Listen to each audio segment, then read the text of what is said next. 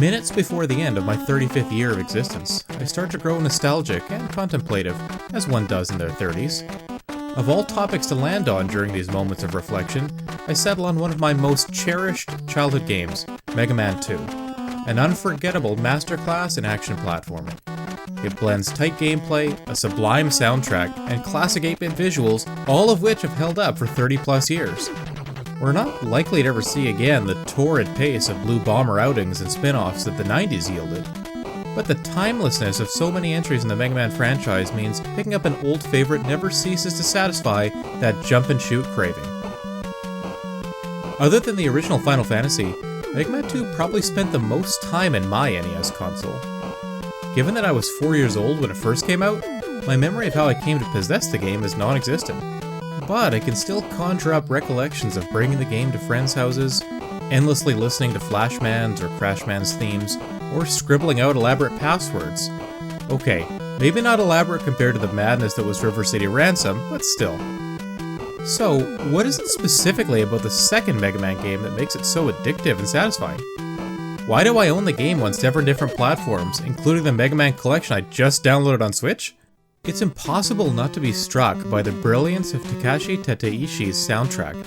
The music of each stage so perfectly encapsulates its theme, be it Woodman's Jungle or Airman's Sky. If you throw a dart at a genre of music, you'll surely find a version of Wily's theme on YouTube. And it has to be one of the most covered and revered video game tracks of all time. But it's not just the music. The iconic sounds of jumping and shooting, the grating refill of your health and weapon meters, even picking up an extra life, all of these sounds are just ingrained in my mind. Playing Mega Man 2 is an aural experience just as much as it is a visual and tactile one. During my most recent replay, I noticed just how short each stage is leading up to the Robot Master fight. One of my main gripes with Mega Man 11 was that the stages just overstayed their welcome, with everyone having multiple checkpoints and mini-bosses. There's an elegance to the brevity of Bubble Man's stage, for example. You start out of the water with cascading waterfalls in the background that tease your impending submersion. After a few screens underwater with perilous spikes at the top of the screen, you hop back out to the waterfall vista, before reaching Bubble Man himself, whose fight also takes place underwater. The stage only takes about 2 minutes to get through, and ironically it's the dry land segments that present the greatest challenge, at least in my mind.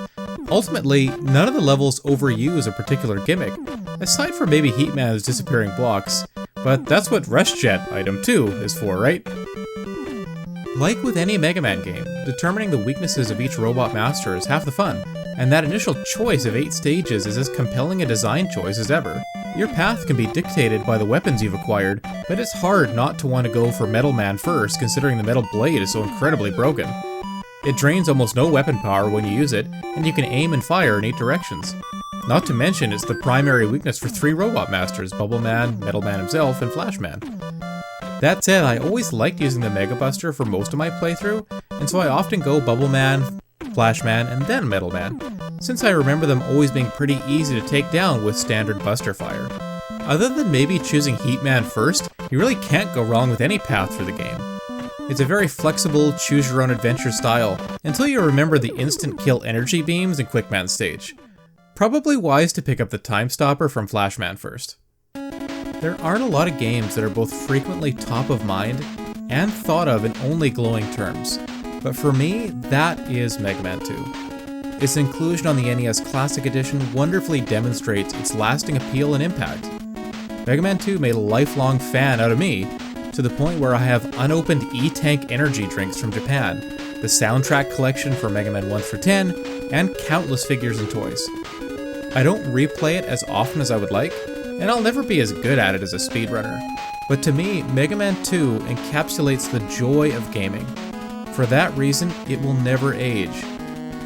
It will always be 20-0X. This video was made possible by our generous supporters on Patreon.